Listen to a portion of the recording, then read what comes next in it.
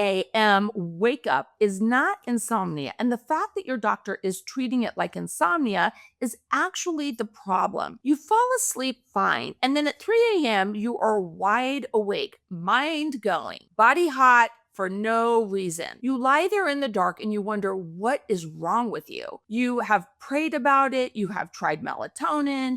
You have heard, try to reduce your stress more times than you can count. And you are still waking up at 3 a.m. like your body set an alarm you never agreed to. After 28 years in medicine and working with thousands of women who came to me carrying that exact question, I started seeing the same pattern every single time. And the pattern has nothing to do with sleep. Most providers hear, I can't stay asleep, and hand you a sleep solution. I am going to tell you what is exactly happening in your body at 3 a.m., what is not getting checked, and what to do about it. Point 1, you are not imagining it. You have wondered whether you are just bad at sleeping now, whether this is what getting older feels like, whether everyone else is managing this and you are the only one who cannot push through it. When this comes up at a normal appointment, the visit goes to sleep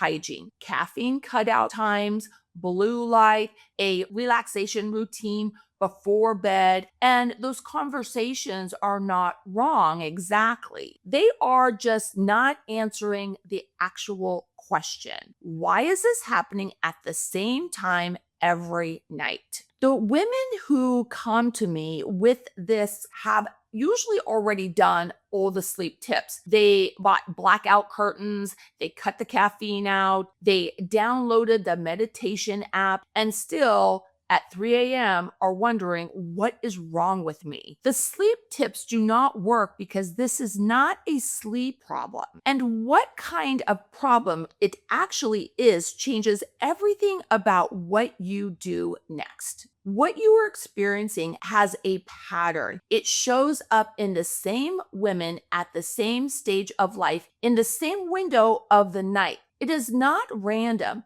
It is not stress. And once you understand what is actually driving it, the 3 a.m. wake up starts making complete sense. You can stop trying to fix your sleep. Start asking a different question. The second thing I want you to understand is why this lands at 3 a.m. specifically, because that timing is not a coincidence. Point 2, why 3 a.m. is not random. You probably noticed it always the same window, not midnight, not 5 a.m., somewhere between 2 and 4. Like clockwork, and part of you has suspected this means something. Here is something most providers do not explain. Your body runs on rhythms, not just a sleep cycle, but a hormonal cycle that repeats every single day. And when one of those rhythms breaks down, it breaks down on a schedule. The 2 to 4 a.m. window is not arbitrary. There is a specific biological reason your body pulls you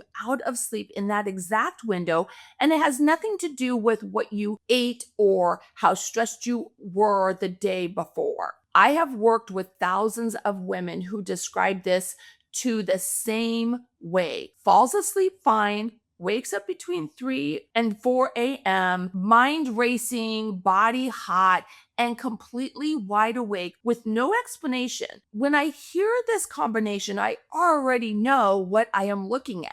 The timing tells me everything. Your body is running on an alarm on a biological schedule, not a stress schedule. There is a system in your body that is supposed to keep you in deep sleep through the early morning hours. When that system is working, you sleep through. When it breaks down, you wake up right on schedule at 3 a.m. The question is, what breaks it? And the answer is what nobody has given you yet. You stop wondering whether this is in your head. It is not. There is a mechanism. It is traceable and it is fixable. Before I tell you what that mechanism is, I want you to know whether the specific pattern is yours, because there are different reasons women wake up at night. And the answer I'm about to give you, the answer only applies to one of them. If this is the first time someone has taken this seriously, subscribe before you keep watching. Every week I answer questions Christian women are bringing to me privately, the ones that do not get addressed in a standard appointment. Is this your pattern? You are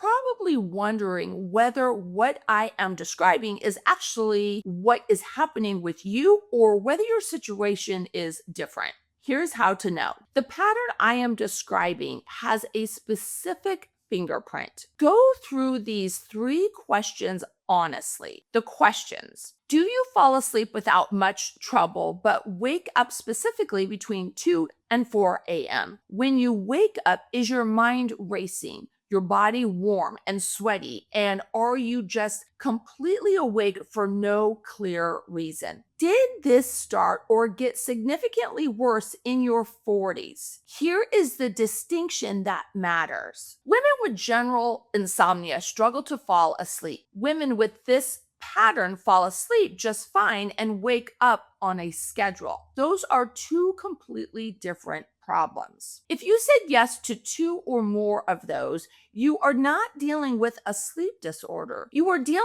with something your body is doing on a hormonal schedule that sleep tips will never touch. And what I am about to tell you in point 4 is the thing that explains all of it. Point 4, what is actually setting off that alarm? Your body makes a hormone called progesterone. Progesterone is the natural calming system. It works on the same receptors in your brain that sleep medication targets. It also keeps another hormone, cortisol, on a leash. Cortisol is your stress response and it follows a daily schedule. In a healthy system, it rises gradually in the early morning to help you wake up naturally around 6 or 7 a.m. But when progesterone drops, cortisol loses its regulator. It spikes early, and that early spike is what pulls you out of sleep at that 2, 3, or 4 a.m. time frame with a racing mind and a body that feels like it's ready to start the day, even though it's in the middle of the night. Progesterone is one of the first hormones to decline in our 40s, and it almost never gets tested at the level of sensitivity that would catch it in an early decline. Standard lab panels have normal ranges built for a wide population. A woman whose progesterone has dropped significantly from her personal baseline can still land in that normal range. On paper, her labs come back normal. Her body is still waking up at 3 a.m. Both things are true at the same time. Normal on a lab report does not mean optimal to your body. And optimal is the only level that actually keeps the cortisol spike in check. That gap between what a lab can see and what your body's experiencing is exactly where women spend years without answers. Your result came back normal because they tested the wrong thing at the wrong time with the wrong standard. After working with thousands of women who came to me with this exact pattern, consistent wake ups between 2 and 4 a.m., normal labs, years of sleep tips that never worked, the answer was the same: addressing progesterone. Restore the cortisol rhythm, the 3 a.m. alarm stops, not occasionally, consistently. If your wake ups come with severe anxiety that does not lift during the day or mood symptoms that have been escalated for months, bring both pieces to your provider. This is specific and testable, but it is not a one size fits all. Point 5 is what you actually do with this starting tonight. Point 5, what to do tonight. The single most powerful thing you can do right now is create a document your provider cannot dismiss. A symptom description is easy to wave off. A 7-day written log with timestamps is clinical evidence. it changes the entire appointment. You probably described this to your provider before and felt like it went nowhere. The difference is not in how you describe it, it is in what you hand them when you walk in. When you bring a 7-day sleep log to your provider who knows hormones, you are no longer a woman who cannot sleep. You are a woman with evidence of a pattern. That changes what gets ordered and how fast. Here is exactly what to do starting tonight. Put your phone or a small notebook on your nightstand before you go to sleep. Every time you wake up this week, write down 3 things: the exact time, whether your body felt warm or sweaty, whether your mind was racing or you were just wide awake. During the day, rate your energy from 1 to 10 at 3 points.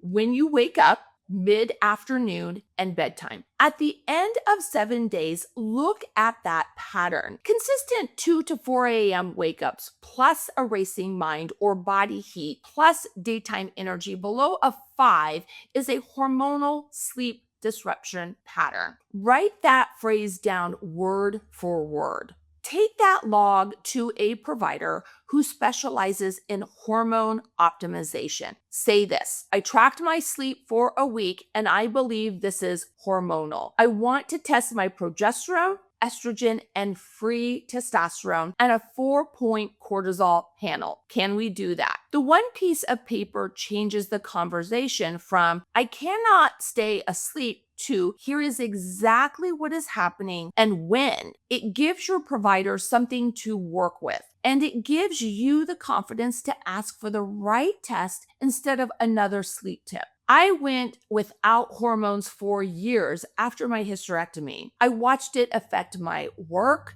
my kids, and it almost cost me my marriage. When I finally got my hormones addressed, I came back.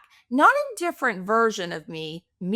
The women who come to me with this pattern have usually been waking up for years, not because nothing could be done, because nobody ran the right test. Your body has been sending the same signal every single night. Now you know what it has been trying to say. Go find a provider who will listen to it. If this connected with something you have been carrying, go watch my video on everything Christian women have been told about HRT that is wrong. It goes directly to what we just uncovered and shows you what your actual options look like. That video is on the screen right now and linked in the description below. I will see you there.